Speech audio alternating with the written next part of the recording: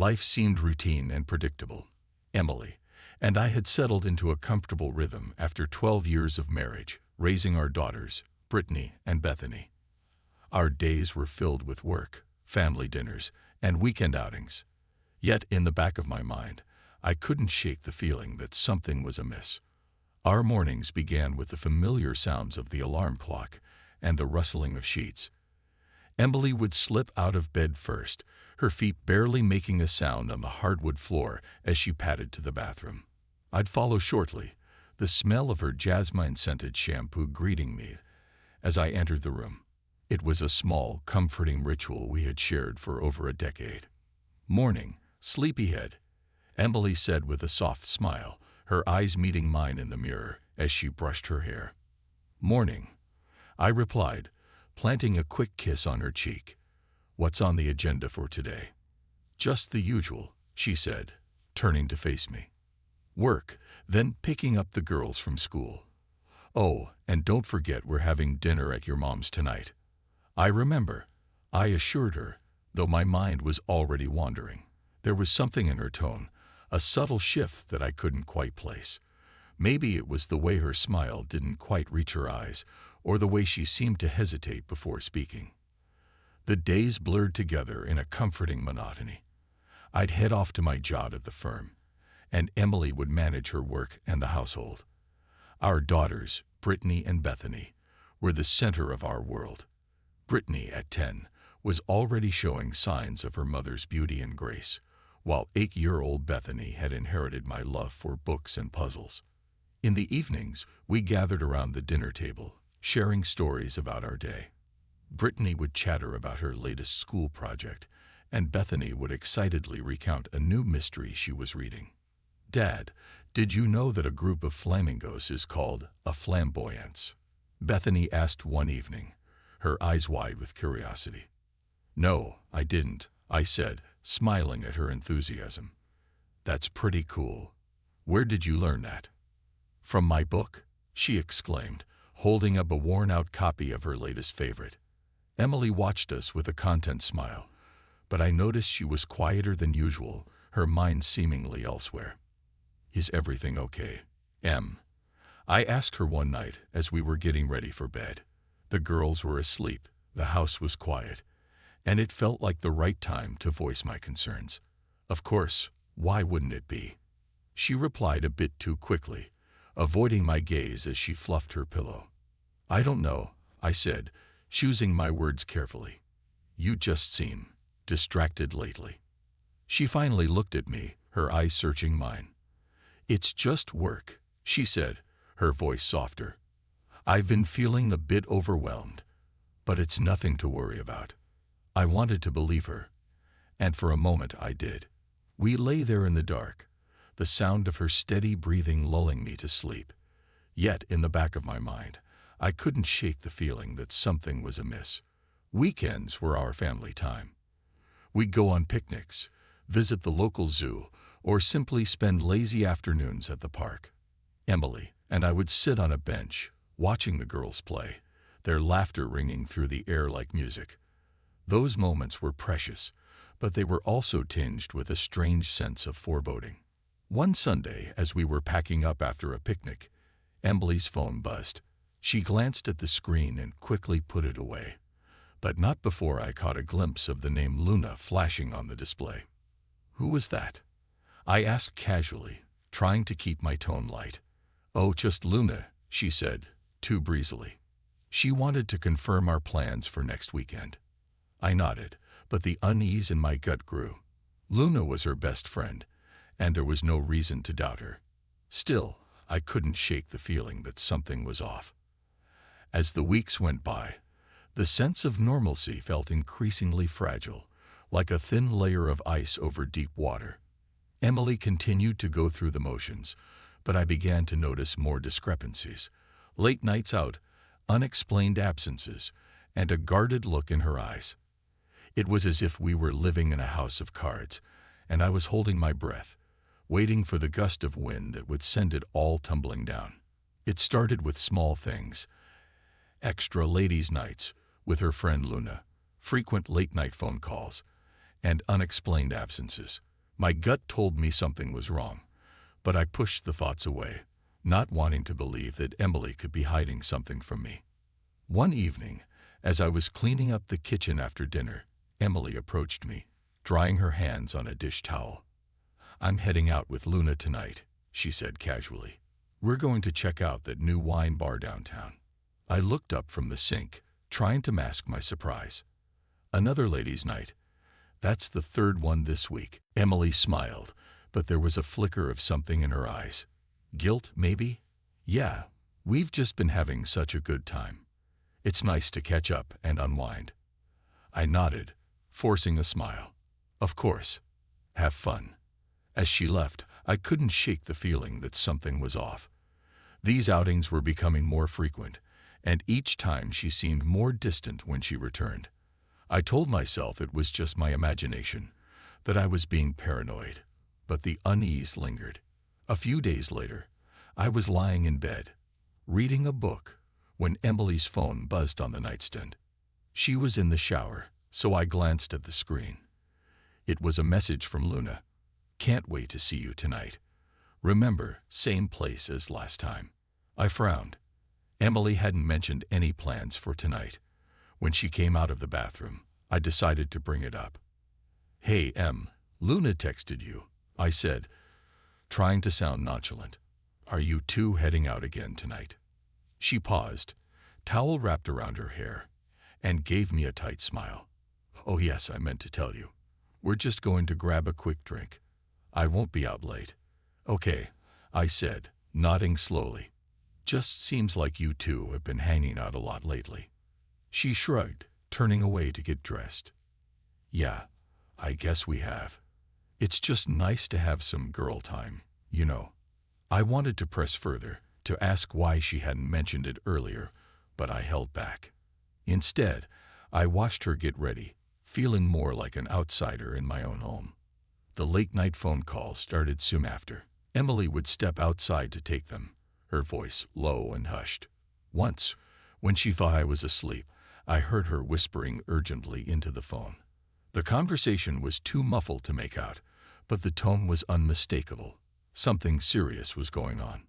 One night, I decided to confront her about it. She had just come back from one of her mysterious calls, her face a mask of worry.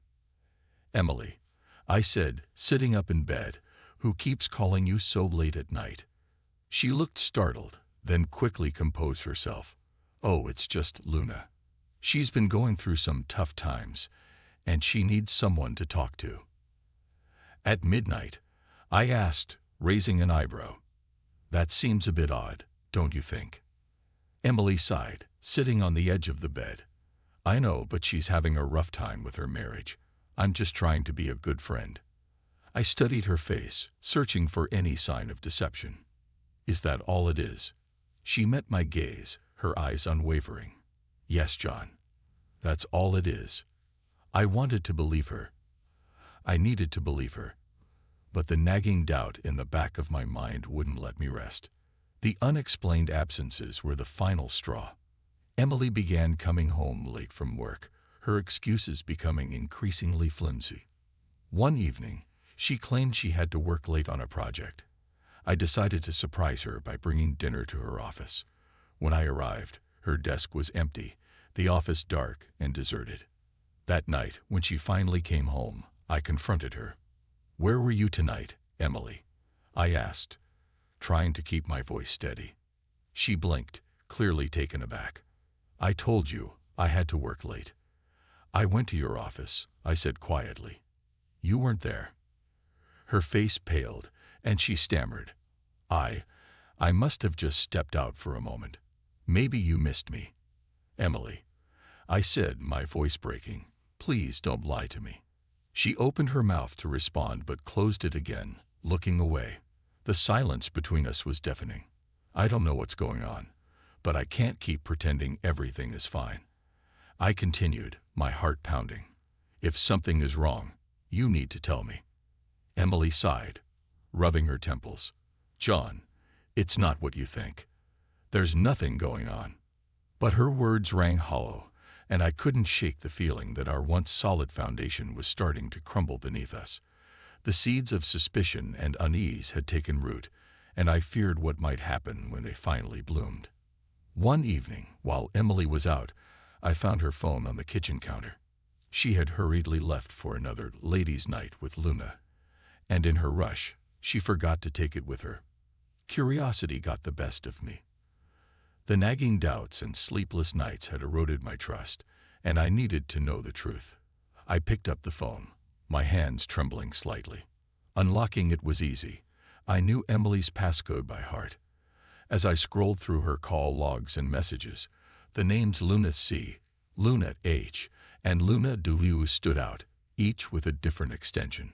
My heart sank as I realized Emily had been organizing her phone to keep her affair hidden. I sat down at the kitchen table, my breath coming in shallow gasps. The first message I opened was from Luna C, and it read, "Can't wait to see you tonight. Last time was amazing. Same place." My stomach churned as I opened the message from Luna H. "Thanks for covering for me with John. You're the best. See you at the usual spot." Finally, Luna W. "We need to be more careful. John is getting suspicious. Miss you already." The confirmation of my worst fears was there in black and white. I felt a rush of anger, hurt, and betrayal. The woman I had loved for over 2 decades had been deceiving me, and now there was no denying it. Just then, the front door creaked open, and I quickly put the phone back on the counter. Emily walked in, her face flushed and her smile a little too bright. "Hey, John," she said, setting down her purse. "How was your evening?" I struggled to keep my voice steady. "It was fine." "How was your night out with Luna?" Emily hesitated for the briefest moment before replying. "It was good. We had a nice time catching up." I couldn't hold it in any longer. "Emily, I found your phone." Her eyes widened, and I saw a flicker of fear cross her face. "Oh," she said, her voice barely above a whisper. "I must have forgotten it." I stood up, the chair scraping loudly against the floor. I saw the messages, Emily. From Luna C, Luna H, and Luna W. What the hell is going on? She took a step back, her face paling. "John, it's not what you think." "Don't lie to me," I interrupted, my voice shaking with anger. "You've been organizing your phone to keep your affair hidden. How long has this been going on?" Tears welled up in her eyes, and she looked away, unable to meet my gaze. "I'm so sorry," she whispered. "It's been about 6 months." The weight of her confession hit me like a ton of bricks. I felt a mix of emotions, rage, sorrow, and a profound sense of loss. "Why, Emily? Why did you do this?" She finally looked at me, her eyes filled with remorse.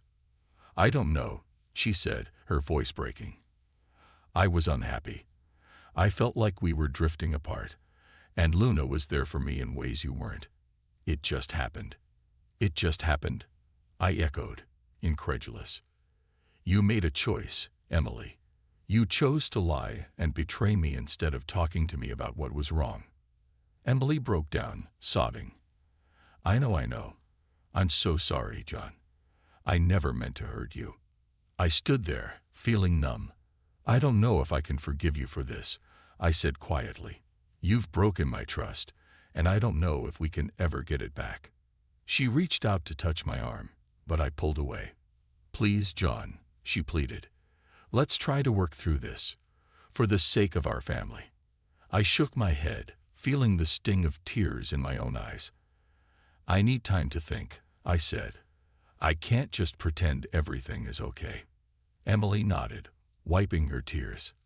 "I understand," she said, her voice trembling. "I'll give you all the time you need." As she walked upstairs to our bedroom, I sank back into the chair, my head in my hands. The calm, predictable life we had built was shattered, and I had no idea how to pick up the pieces. The next morning, the house felt eerily quiet. The usual hum of routine had been replaced by a thick tension that weighed heavily in the air. I could barely sleep, my mind replaying Emily's betrayal over and over. As the first light of dawn filtered through the curtains, I knew I couldn't wait any longer. I needed answers. I found Emily in the kitchen, sipping her morning coffee. She looked up, her eyes red and puffy from crying, but she tried to muster a smile. "Good morning," she said softly, as if nothing had happened. I ignored her greeting, the anger from the night before surging back with a vengeance. "We need to talk," I said, my voice taut with barely contained fury. She nodded, setting her coffee cup down. "I know." "Why, Emily?" I demanded, my voice rising. "Why did you do it?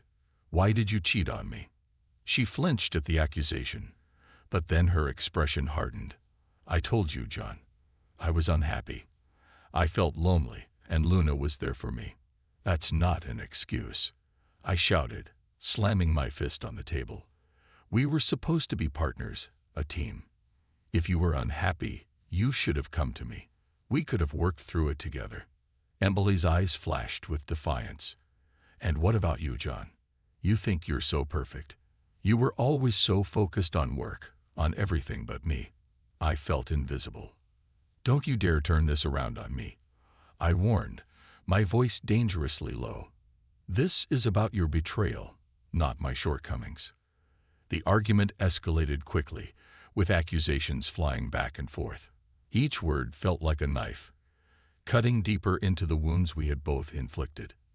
Emily tried to deflect, to justify her actions, but it only fueled my anger. Finally, in a moment of blind rage, I grabbed my coffee cup and hurled it across the room. It shattered against the microwave, sending shards of ceramic and coffee splattering across the kitchen. Emily gasped, her face going pale with shock and fear.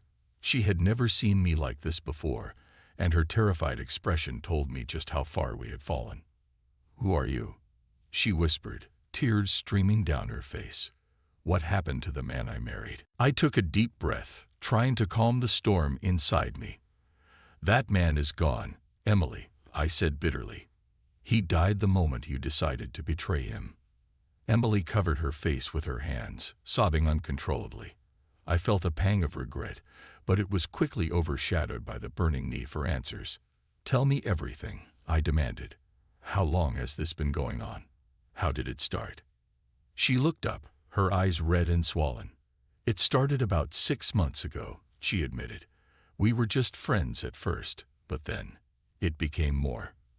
"How many times?" I asked, my voice barely a whisper. "I don't know," she said, shaking her head. "A dozen, maybe more. I lost count." The words hit me like a punch to the gut.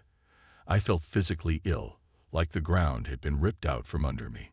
"You disgust me," I spat. "How could you do this to our family?" Emily broke down again, her sobs echoing through the kitchen. "I'm so sorry, John," she cried. "I never meant to hurt you. I was just so lost." I turned away, unable to look at her any longer. "You need to leave," I said coldly. "I can't stand to be around you right now." She looked up, her face a mask of despair. "Where will I go?" she asked, her voice trembling. "I don't care," I replied. "Just go." "I need time to think, to figure out what happens next." Emily nodded, wiping her tears. "I'll pack a bag," she said quietly. "But please, John, let's not give up on us. We can still fix this." I didn't respond. I couldn't. As she walked out of the kitchen, I was left alone with my thoughts, the shattered remnants of our life scattered around me. The calm before the storm had passed, and now I was left to face the wreckage of what once was. The house was quiet after Emily left, a silence that felt both oppressive and liberating. I couldn't stand the idea of going to work and pretending everything was normal, so I called my boss and took a leave of absence. I needed to get to the bottom of Emily's betrayal, to uncover the full extent of her deceit. I set up a makeshift command center in the study, spreading out Emily's phone records, emails, and social media accounts. It felt like a dark obsession, but I couldn't stop myself. Each piece of evidence I uncovered was like a fresh wound, yet I pressed on, determined to piece together the puzzle. Days blurred into nights as I pored over the data. I learned that Luna wasn't the only one Emily had been seeing. There were other names, other men. The betrayal ran deeper than I had imagined, and each discovery felt like another dagger to my heart. I printed out pages of emails and call logs, highlighting the incriminating messages. One evening, as I was sifting through a particularly damning email thread, the phone rang. It was Billy, my closest friend and confidant. "Hey, John, you haven't been at work for a few days. Everything okay?" Billy asked, concern evident in his voice. "No, Billy. Everything is far from okay," I replied, my voice strained. "Emily's been having an affair. Multiple affairs, actually." Billy was silent for a moment, absorbing the shock. "Jesus, John. I'm so sorry. I had no idea." "Neither did I said bitterly. "But I'm finding out now. I've been digging through her phone records and emails. It's worse than I thought." "Do you need help? Anything I can do?" he offered. "Actually, yes. Do you remember that guy Calvin Bostic? Emily mentioned him a few times." "I think he's involved," I said. "Calvin Bostic. Yeah, I remember him. We graduated together." "He's a scumbag," Billy said, his voice hardening. "I'll see what I can find out." "Thanks, Billy. I appreciate it," I said, feeling a small measure of relief. After I hung up, I continued my search. Late that night, I stumbled upon an email exchange between Emily and a man named Ken Sanders. The emails were explicit, detailing their plans to meet up and their feelings for each other. The most recent email mentioned a trip to Spain that Ken had planned, with Emily expressing excitement about the possibility of joining him. The next morning, I called Emily's workplace, pretending to be from a travel agency confirming her trip. The receptionist was all too eager to help. "Yes, Mrs. Wright has a trip booked to Spain next month," she said cheerfully. I hung up, my heart pounding. Emily had been planning to leave me, to run away with this man. The betrayal was complete, and any hope I had of salvaging our marriage was gone. That evening, Billy called back. "John, I found out some things about Calvin. He's been seeing Emily for a while, but he's also seeing other women. He's a serial cheater." "Thanks, Billy. I appreciate you looking into it," I said wearily. "Listen, John, you need to talk to a lawyer. Protect yourself and your kids," Billy advised. "I know. I'll call one tomorrow," I replied, hanging up the phone. The following day, I met with a lawyer, laying out all the evidence I had gathered. "This is a strong case for divorce on grounds of infidelity," the lawyer said. "We'll need to act quickly to protect your assets and secure custody arrangements for your children." I nodded, feeling the mixture of anger and sadness.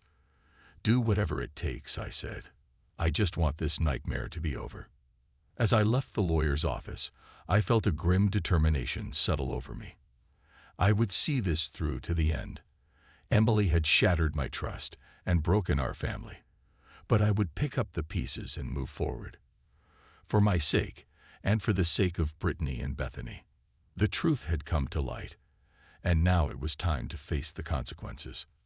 After my meeting with the lawyer, I felt a surge of determination. There was no turning back now. I needed allies in this fight, and the first person who came to mind was Billy. He had always been there for me, and I knew I could count on him. I called Billy that evening. "Hey, Billy, it's John. I need to talk to you about something important." "Sure, John. What's going on?" he asked, his voice filled with concern. "It's about Emily and Luna. I've discovered some things, some awful things. Emily's been having an affair, and I think Luna's involved too." Billy was silent for a moment. "John, are you sure?" "Luna, she would never." "I'm sure, Billy. I've got the evidence," I said, my voice breaking. "I need your help. Can you come over?" "I'll be there in 15 minutes, he replied. When Billy arrived, I showed him the emails, call logs, and the evidence I had gathered. His face grew darker with each piece of evidence he saw. "Damn it, John. I can't believe this. Luna and Emily. How could they do this to us?" he said, his hands clenched into fists. I don't know, Billy, but we need to confront this head-on. Calvin Bostic is one of Emily's lovers. I think we should pay him a visit, I suggested. Billy nodded, his eyes flashing with anger. Let's do it. That bastard needs to pay. We drove to Calvin's office, a small building on the outskirts of town. As we walked in, the receptionist looked up, startled by our grim expressions. "Can I help you?" she asked hesitantly. "We're here to see Calvin Bostic," Billy said, his voice cold. "He's in a meeting right now," she replied, trying to sound firm. "We'll wait," I said, my tone leaving no room for argument. After a few tense minutes, Calvin emerged from his office. He was a tall, slim man with an air of arrogance that made my blood boil. When he saw us, his smirk faltered. "John, Billy, what's this about?" he asked, trying to sound casual. "You know damn well what this is about," Billy snapped. "You've been screwing our wives." Calvin's face paled. "Look, it's not what you think. I can explain." Before he could finish, Billy lunged at him, grabbing him by the collar. "Explain? You think you can explain away what you've done?" Billy growled, shoving Calvin against the wall. "Get off me," Calvin shouted, struggling to break free. Billy's grip tightened. "You're going to pay for this, Bostic." The receptionist screamed and called for security, but by the time they arrived, Billy had dragged Calvin out of the building and into the parking lot. The security guards hesitated, unsure of what to do. "You want me to call the police?" one of them asked, clearly intimidated by Billy's fury. "Go ahead," I said. "We've got nothing to hide." When the police arrived, they separated Billy and Calvin. One officer approached me. "What's going on here?" I took a deep breath and explained the situation, showing them the evidence I had gathered. The officer nodded grimly. "We'll take it from here." They cuffed Calvin and led him to the squad car. As they did, he turned to me, his eyes filled with a mix of fear and anger. "You'll regret this, John. Mark my words." "I already regret ever knowing you," I shot back. As the police car drove away, Billy turned to me, his anger slowly giving way to exhaustion. "It's a small victory, John, but it doesn't change what they did to us." "I know," I said quietly, "but it's a start. We need to protect ourselves and our kids." Billy nodded, his eyes reflecting the same pain and determination I felt. "We'll get through this, John. Together." We stood there in the parking lot, two men betrayed by the women they loved, bound together by a shared resolve. The battle was far from over, but at least we had each other. As we drove back home, I couldn't help but feel the weight of the truth pressing down on me. Confronting Calvin had been cathartic, but it hadn't eased my pain. It was just the beginning of a long and difficult journey. But with Billy by my side, I knew I could face whatever lay ahead. The days following Calvin Bostic's arrest were a blur of paperwork and legal consultations. Determined to protect my daughters and secure our future, I hired a top-notch family lawyer, Lisa Reynolds. She was a sharp, no-nonsense professional with a reputation for handling tough cases. "John, the first thing we need to do is secure joint custody of Brittany and Bethany," Lisa said during our initial meeting. Her office was sleek and modern, filled with framed diplomas and legal books. "I agree," I replied, my voice steady despite the turmoil inside me. "Emily's actions have shown she's not thinking about what's best for our girls." Lisa nodded. "Given the evidence you've provided, we have a strong case. We'll also need to address the financial aspects of the divorce. Have you documented all your assets?" "I have," I said, handing her a folder filled with financial statements, property deeds, and bank records. "Emily hasn't contacted me or the girls since she moved in with her parents. It's like she's completely checked out." "That works in our favor," Lisa remarked, flipping through the documents. "Her lack of involvement can be used to argue for primary custody." As we worked through the details, my phone buzzed. It was a text from Billy. "How's it going? Need anything?" I quickly replied, "In a meeting with my lawyer. Thanks for checking in." Lisa looked up. We'll need to file for temporary custody and support orders immediately. This will ensure that your daughters are provided for while the divorce proceedings are underway. What about the house? I asked. Should I move out or stay put? For now, stay in the house.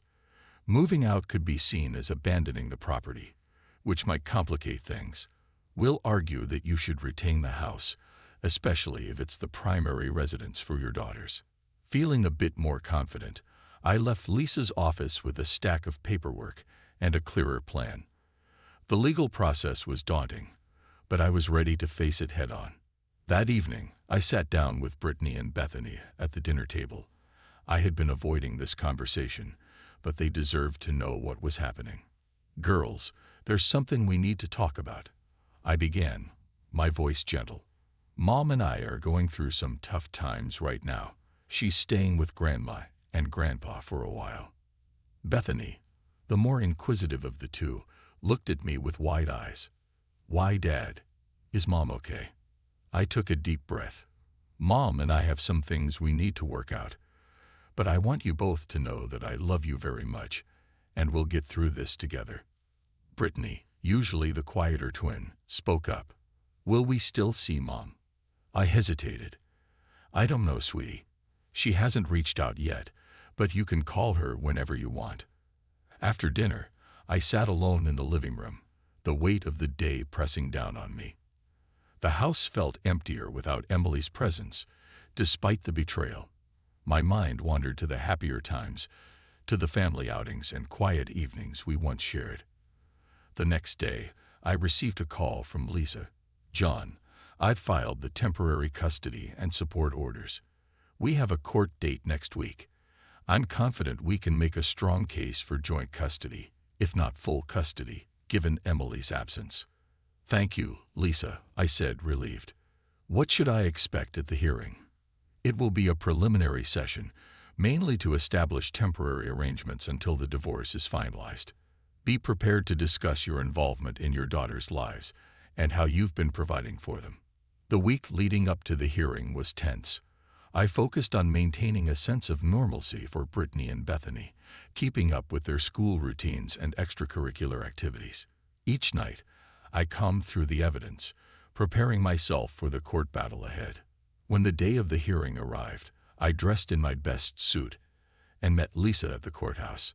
The building was imposing, with its tall columns and stern architecture. As we walked inside, my heart pounded in my chest. Lisa briefed me on what to expect. Stay calm, answer honestly, and let me handle the tough questions. The hearing was a blur of legal jargon and procedural formalities. Emily was conspicuously absent, represented only by her lawyer. This worked to our advantage, and by the end of the session, the judge granted temporary joint custody and ordered Emily to pay child support. Outside the courthouse, I shook Lisa's hand. Thank you, Lisa. I couldn't have done this without you. We're just getting started, John. There's still a long road ahead, but we've made a strong start. Driving home, I felt a mix of relief and sorrow. This small victory didn't erase the pain of Emily's betrayal, but it gave me hope for a stable future for my daughters and me. As I pulled into the driveway, I saw Brittany and Bethany waiting at the window, their faces lighting up when they saw me. I knew then that whatever challenges lay ahead, we would face them together. Explaining the situation to Brittany and Bethany was the hardest part.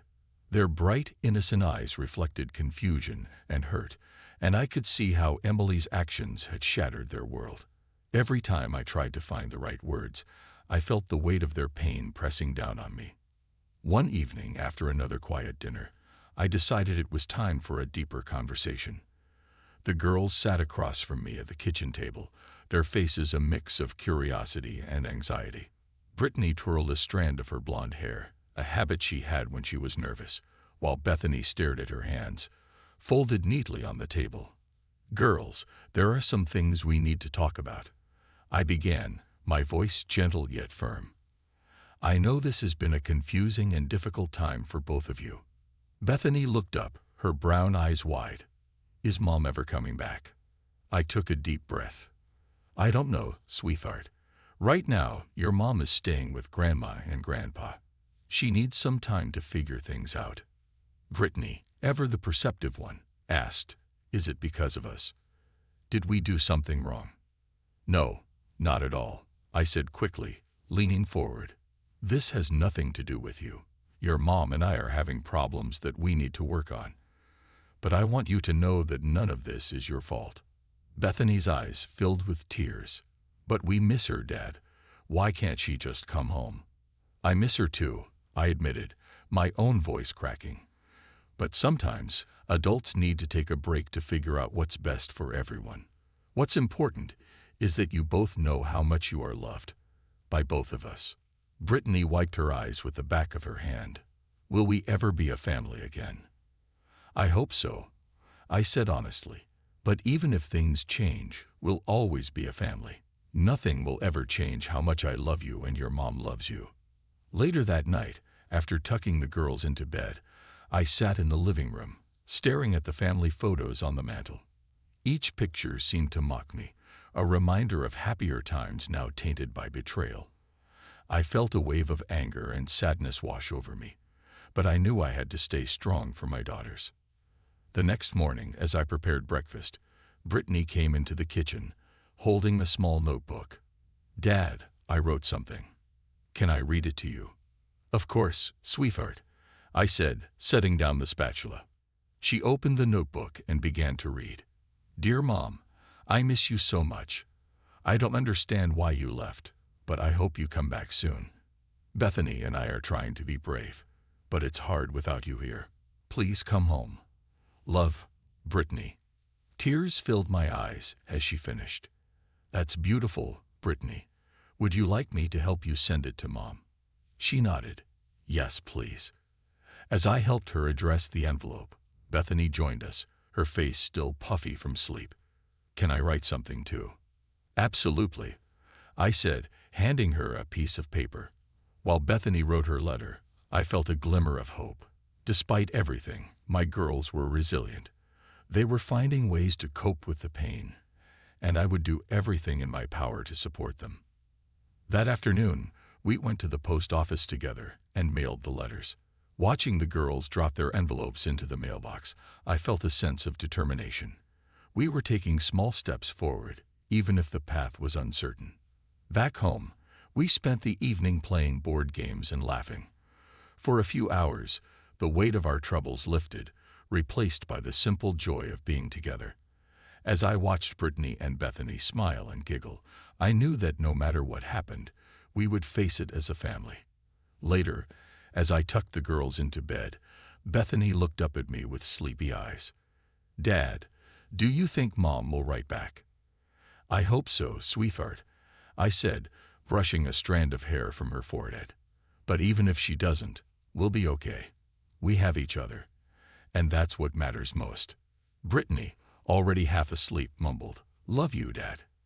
"I love you too," I whispered, my heart aching with both love and sorrow. As I closed their bedroom door, I realized that while Emily's actions had torn our family apart, the bond I shared with my daughters was stronger than ever. We would face the pain together, and in time, we would heal. As summer approached, I made the decision to move back in with my mother to prepare the family home for sale. The house held too many painful memories, and it was time to start fresh. With each box packed and each room cleared out, I felt a weight lifting off my shoulders. Jody, a friend from the past, began visiting more frequently. She had been a constant presence throughout the turmoil of the past few months, offering support and a distraction from the chaos. Her easy laughter and genuine concern brought a semblance of normalcy to my life. One afternoon, as we sorted through old photos in the attic, Jody paused, a faded picture clutched in her hand. "John, look at this," she said, her voice filled with nostalgia. I joined her on the dusty floor, squinting at the photo. It was a snapshot from our high school days, taken during a camping trip with friends. In the picture, we were all smiling, carefree, and young.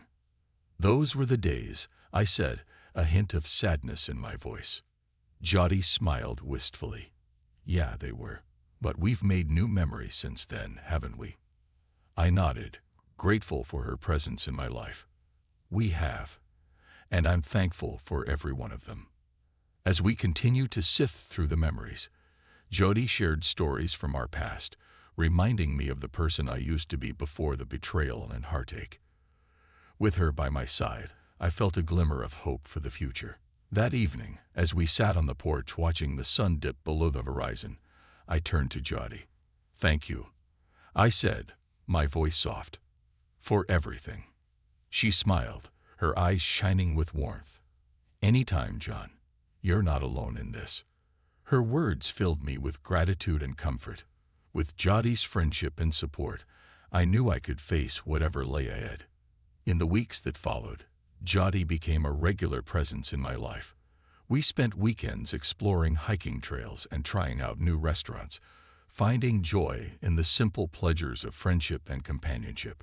One sunny afternoon, as we sat on a blanket in the park, I turned to Jody.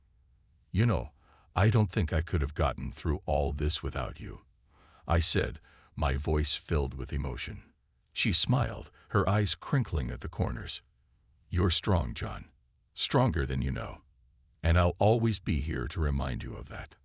Her words touched me deeply, a reminder that even in the darkest moments, there was light and hope to be found. As summer drew to a close and the family home was sold, I felt a sense of closure and renewal. With Jody by my side, I was ready to embrace the future, whatever it may hold. And as we said goodbye to the past and looked towards new beginnings, I knew that together, we could face whatever challenges came our way. 2 months after the separation, Emily reached out. Her message was concise and to the point, expressing her desire to finalize the divorce and move on with her life. Despite the lingering pain and resentment, I agreed to meet her, knowing that closure was necessary for both of us. The day of our meeting was overcast, mirroring the somber mood that hung between us. We chose a neutral location, a small cafe downtown, where we could discuss the details of our divorce in private. As I entered the cafe, I spotted Emily sitting at a corner table, her posture rigid and her expression guarded. She looked different somehow, as if the weight of our failed marriage had aged her beyond her years. I took a deep breath and approached her, steeling myself for the difficult conversation ahead. "Emily," I said, my voice betraying none of the turmoil inside me. "John," she replied, her tone equally neutral. We exchanged awkward pleasantries before getting down to business. Emily laid out the terms of the divorce settlement, her words measured and detached. It was clear that she wanted to get this over with as quickly as possible, to sever the ties that bound us together. As she spoke, I couldn't help but feel a pang of sadness. This woman sitting across from me was once the love of my life, my partner in every sense of the word. Now she was little more than a stranger, a painful reminder of what we had lost. "Are you okay with these terms?" Emily asked, breaking the silence that had settled between us. I nodded, unable to trust my voice. "Yes, they're fine." We signed the papers in silence, each stroke of the pen feeling like a nail in the coffin of our marriage. When it was over, Emily stood up, her eyes avoiding mine. "Well, I guess this is it," she said, her voice barely above a whisper. I nodded, unable to find the words to express the turmoil inside me. "Take care of yourself, Emily." With that, she turned and walked away, disappearing into the crowded street outside. I watched her go, feeling a strange mix of relief and sadness wash over me. As I sat alone in the cafe, I realized that signing those papers had brought a sense of closure that I hadn't realized I needed. Our marriage was over, and while the pain of our breakup would linger for a long time, I knew that it was time to let go and move on. As I left the cafe and stepped out into the cool evening air, I felt a weight lift off my shoulders. Emily's final goodbye had brought an end to a chapter of my life that I had once cherished deeply. And while the road ahead would be difficult, I knew that I was finally ready to face it, one step at a time. With the divorce finalized, I shifted my focus to creating a stable and nurturing environment for Brittany and Bethany. The girls had been through so much, and their well-being became my top priority. Together, we faced the challenges of single parenthood head-on, determined to emerge stronger and more resilient. As we settled into our new routine, I found solace in the familiar rhythms of family life. Mornings were a flurry of activity as we rushed to get ready for school and work. Evenings were spent around the dinner table, sharing stories and laughter. Jody became an integral part of our lives, her presence a source of comfort and stability. She stepped seamlessly into the role of a surrogate parent, offering guidance and support whenever it was needed. Her kindness and generosity knew no bounds, and I found myself growing closer to her with each passing day. One evening, as we sat on the porch watching the sunset, I turned to Jody. "I don't know what I would do without you," I admitted, my voice filled with gratitude. She smiled, her eyes reflecting the fading light. "You don't have to do it alone, John. We're in this together." Her words warmed my heart, a reminder that I was not alone in this journey. With Jody by my side, I felt a glimmer of hope for the future, a belief that we could overcome any obstacle as long as we faced it together. As the weeks turned into months, our bond strengthened, deepening with each shared experience. We celebrated the girls' achievements together, from Brittany's soccer games to Bethany's school play. We weathered the storms of life as a united front, drawing strength from each other's love and support. One afternoon, as we sat in the park watching the girls play, I turned to Jody. "Thank you," I said, my voice filled with emotion, "for everything you've done for us." She smiled, her eyes shining with warmth. "It's my pleasure, John. I care about you and the girls more than you know." Her words touched me deeply, a reminder of the precious gift of friendship and companionship. With Jody by my side, I knew that no matter what the future held, we would face it together, hand in hand. As the sun dipped below the horizon, casting a golden glow over the park, I felt a sense of peace settle over me. The road ahead would be challenging, but with Jody's unwavering support and the love of my daughters, I knew that I was ready to embrace whatever came our way. Together, we would build a new life filled with hope, love, and endless possibilities. As the months passed, the wounds left by Emily's betrayal began to heal, albeit slowly. Life settled into a new rhythm, and with each passing day, I found myself inching closer to a sense of peace and acceptance. Brittany and Bethany adjusted remarkably well to the new normal. Their resilience astounded me, and I couldn't help but marvel at their ability to bounce back from the upheaval in their lives. Together, we navigated the challenges of single parenthood, finding strength in our bond as a family. Work became a welcome distraction, providing structure and purpose to my days. I threw myself into my job with renewed focus, channeling my energy into building a better future for myself and my daughters. The routine of office life offered a sense of stability that had been sorely lacking in the aftermath of the divorce. One evening, as I tucked the girls into bed, Brittany spoke up. "Dad, can we talk?" "Of course, sweetheart," I said, sitting down on the edge of her bed. She hesitated for a moment before continuing. "I miss Mom sometimes," she admitted, her voice barely above a whisper.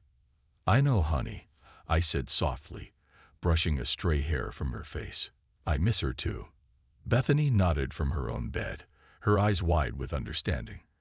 "But we're okay, right, Dad?" I smiled, feeling a surge of love and gratitude for my daughters. "We're more than okay, Bethany. We're a family, and we'll always be there for each other." Their words lingered in the air long after I had left their room, a reminder of the resilience of the human spirit and the power of love to heal even the deepest wounds. As the days turned into weeks and the weeks into months, I found myself slowly letting go of the pain and anger that had consumed me in the aftermath of the divorce. Emily's betrayal no longer defined me, and I began to see the possibility of a future filled with hope and promise. One afternoon, as I sat on the porch, sipping a cup of coffee, Jody joined me, her presence a welcome comfort. "You seem at peace," she observed, her eyes searching mine. "I am," I replied, a smile tugging at the corners of my lips. Life isn't perfect, but it's good, and that's enough for me." She smiled back, her gaze warm and reassuring. "I'm glad to hear that, John. You deserve all the happiness in the world." Her words filled me with a sense of gratitude and contentment. With Jody by my side and my daughters in my heart, I knew that I had everything I needed to face whatever the future held. As the sun dipped below the horizon, casting a golden glow over the world, I felt a sense of peace settle over me. The scars of the past would always be a part of me, but they no longer held power over my heart. I was free to embrace the present and look forward to the future with hope and optimism.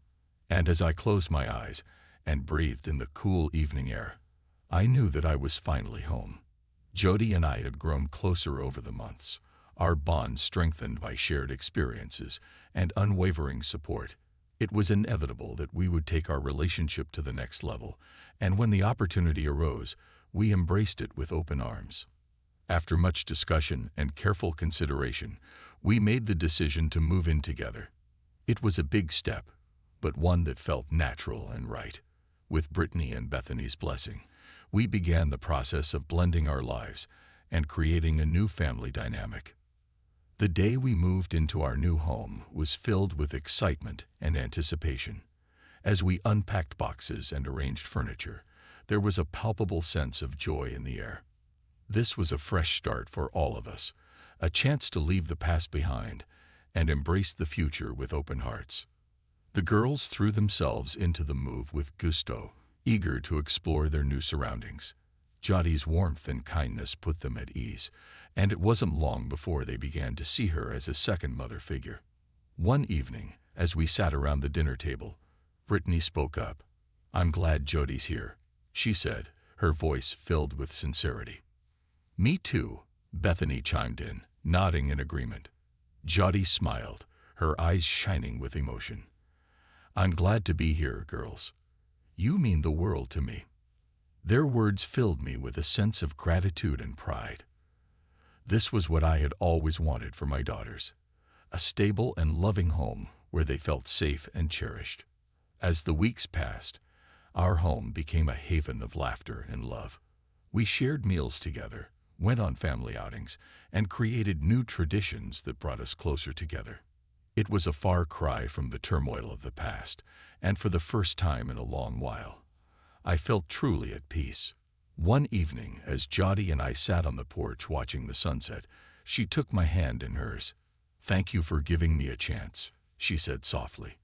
I squeezed her hand, feeling the surge of love and gratitude. "I should be the one thanking you," I replied. "You've brought so much joy and happiness into our lives." She smiled, her eyes sparkling with affection. "We're in this together, John.